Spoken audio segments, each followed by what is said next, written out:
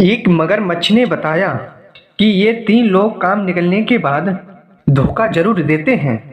इन पर कभी भी विश्वास नहीं करें। साथियों, एक गांव में अपनी पत्नी के साथ एक धोबी रहा करता था। वह कपड़े धोकर के अपने परिवार का और अपना पालन पोषण करता था। साथियों, एक दिन धोबी को बहुत तेज बुखार आ गया और वह उस दिन कपड़े धोने के लिए नहीं गया। धोबी की पत्नी ने कहा कि आज तुम कपड़े धोने क्यों नहीं गए? घर में अनाज का एक दाना नहीं है। आज हम लोग क्या खाएंगे?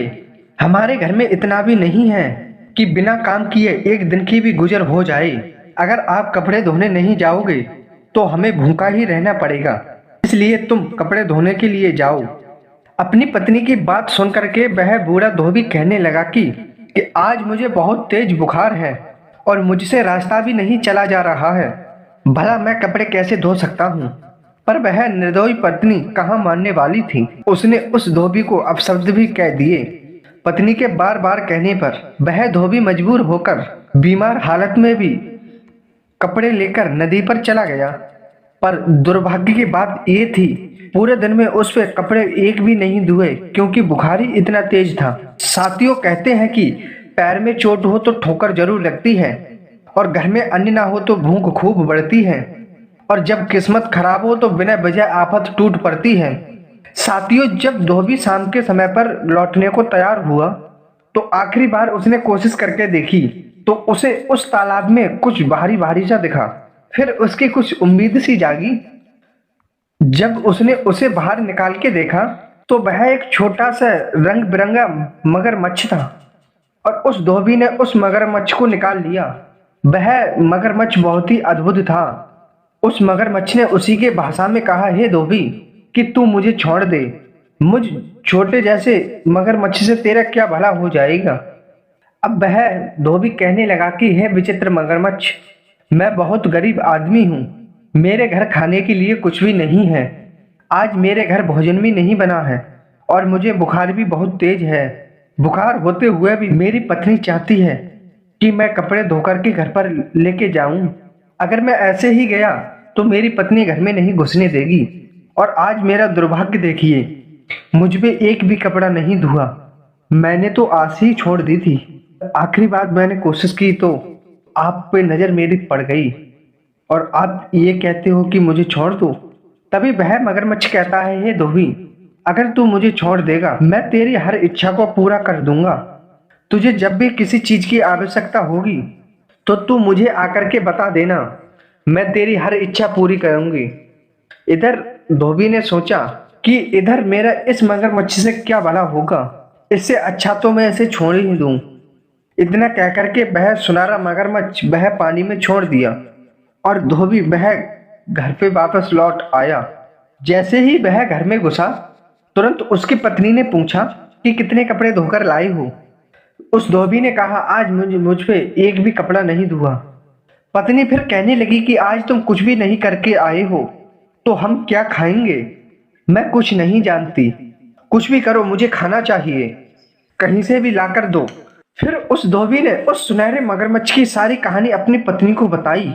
यह बात सुनकर के उसकी पत्नी बहुत खुश हुई और कहने लगी कि तुम अभी उस मगरमच्छ के पास जाओ और खाने पीने की ढेर सारी वस्तुएं मांगना। बेचारा धोबी पत्नी की डांट खा करके वह घर से चला गया और नदी किनारे जाकर बैठ के रोने लगा। उस धोबी को अत्यंत दुखी देख करके वह मगरमच्छ उस धोबी से कहने लगा, अरे भाई, तुम्हें किस बात का दुख है? तुम इतने उदास क्यों हो? तब धोबी कहता है, हे मगरमच्छ, मेरी पत्नी की इच्छा है कि जब तक मैं खाने पीने का सामान लेकर नहीं गया वो मुझे घर में नहीं घुसने देगी। जब मैं खाली हाथ गया तो उसने मुझे डांट फटकार करके घर से भगा दिया, इसलिए मैं यहाँ पर आकर बैठकर रो रहा हूँ। तभी वह मगरमच्छ बोला, है धोबी, तू घर लौट जा, तेरे घर खाने का सभी राशन पहुंच जाएगा और आज के बाद तुझे कभी भी भूखा नहीं रहना पड़ेगा।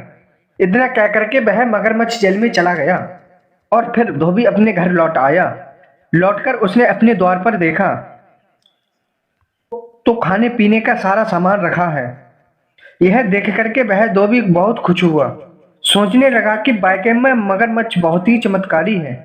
उसने आज हमारे लिए इतना सारा राशन भिजवा दिया है कि अब हमें कभी भी भोजन के लिए भूखा नहीं तड़पना पड़ेगा।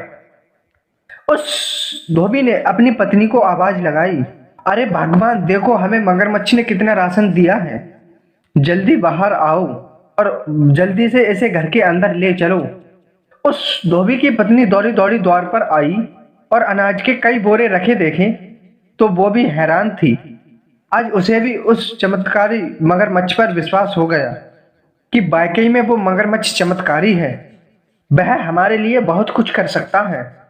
अब उस धोबी की पत्नी खुशी खुशी उस राशन को समेटकर जल्दी से घर के अंदर ले गई और जल्दी जल्दी भोजन बनाया, खुद खाया और अपने पति को खिलाया और खा पी करके आराम से सो गई। साथियों, जैसे कहते हैं कि आग में घी डालने पर आग और तेज हो जाती है, उसी तरह मनुष्य को धन मिलने पर उसका लोभ दुगना हो जाता है। उस धोबी की पत्नी जब सुबह सोकर उठी तो उसने उस धोबी से कहा, देखो हमारे घर में खाने पीने की किल्लत तो दूर हो गई है, अब तो वस्त्र और गहने मिल जाएं तो बहुत अच्छा होता। फटे पुराने कपड़ों में गुजर करते करते पूरी उम्र निकल गई। अगर मेरे पास सुंदर गहने और नए कपड़े होते तो मैं और भी सुंदर लगती। तुम एक काम करो, उस मगरमच्छ के पास चले जाओ और कहना कि हमारे गहने और नए कपड़ों का इंतजाम करो तुम, फिर हमारे पास जिंदगी में किसी चीज की कमी नहीं रहेगी। उस धोबी ने कहा, अरे भगवान, ये तुम क्या कह रही हो? कहाँ हमारे पास खाने को अन्न नहीं था, अब तो हमारे पास खाने को अन्न भी है। अधिक लोभ नाश की जड़ होता है।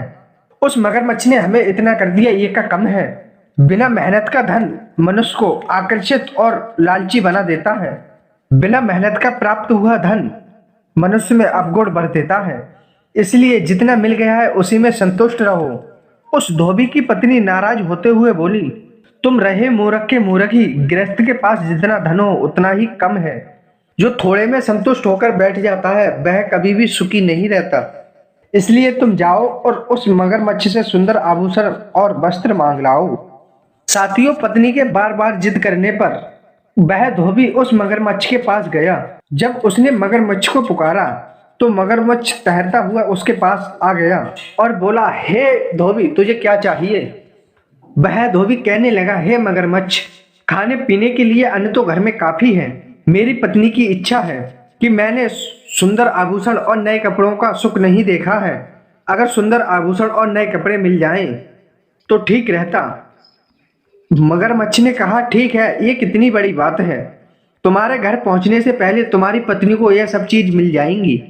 इतना कह करके वह मगरमच्छ जल में चला गया।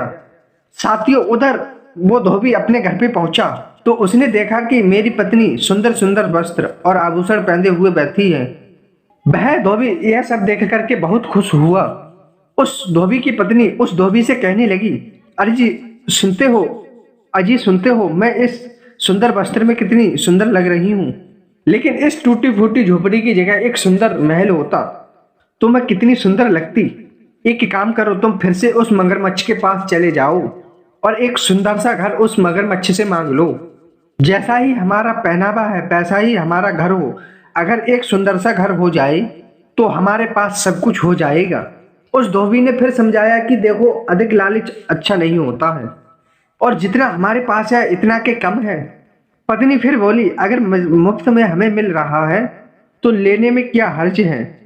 तुम एक बार उस मगरमच्छ के पास जाकर के घर और मांग लो।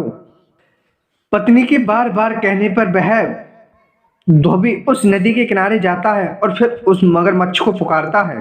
तभी मगरमच्छ आया तो उस धोबी ने उससे घर मांग लिया। जब वह वापस घर आया तो धोबी ने देखा कि मेरी झोपड़ी की जगह एक आलीशान महल बना हुआ है। उस धोबी की पत्नी ने कहा, देखो, अब हमारे पास सब कुछ हो गया है। अब हमारे पास किसी चीज की कमी नहीं है। अब सिर्फ एक चीज की कमी रह गई है। जैसा घर है, जैसी मैं हूं, अब हमारे पास 2-4 नौकर चाकर होते तो बहुत अच्छा होता। वह धोबी बोला, चल तेरी भी इच्छा पूरी किए देते हैं। वह धोबी गया और मगरमच्छ से वह नौकर चाकर मांग लाया। अब उस धोबी के घर में कई नौकर चाकर काम करने लगे। उस धोबी की पत्नी उस घर में रानी बन के रहने लगी। साथियों, वह धोबी की पत्नी उस धोबी को मुंह भी नहीं लगाती थी। उसे अमीरी का ऐसा नशा चढ़ा कि वह पति को भी भूल गई। पति को अपने साथ बैठाने में उसे लज्जा आती थी। बड़े बड़े पैसे वाले लोग उसके घर आने जाने लगे। जब उस धोबी ने समझाया तो उसको उसकी पत्नी ने नौकर से कहकर उसको मारकर बाहर निकाल दिया और कहने लगी कि तू जा, यहाँ से भाग जा, तेरा मेरा कोई मेल नहीं।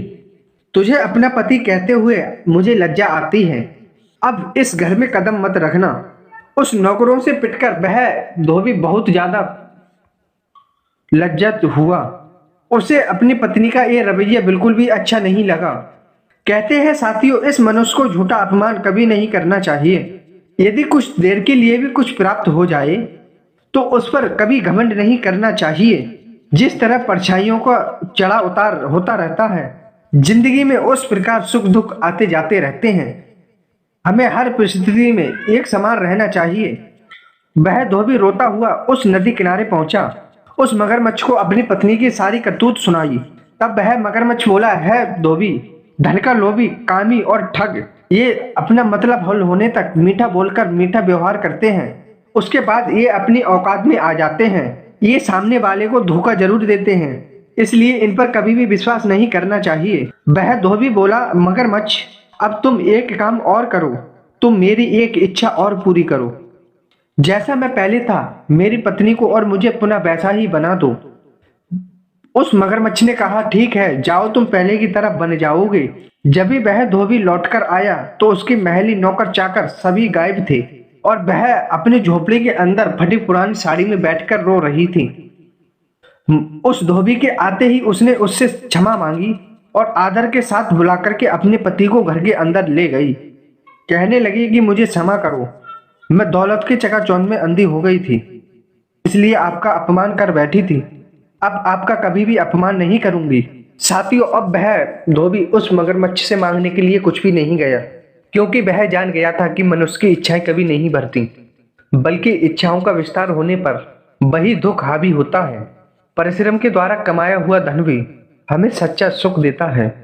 साथियों, उम्मीद करते हैं आपको ये कहानी जरूर पसंद आई होगी, तो अपनी कीमती राय कमेंट में अवश्य दीजिएगा। फिर मिलते हैं एक नई ज्ञानवर्धक कहानी के साथ। जय श्री कृष्ण, जय राधे, धन्यवाद।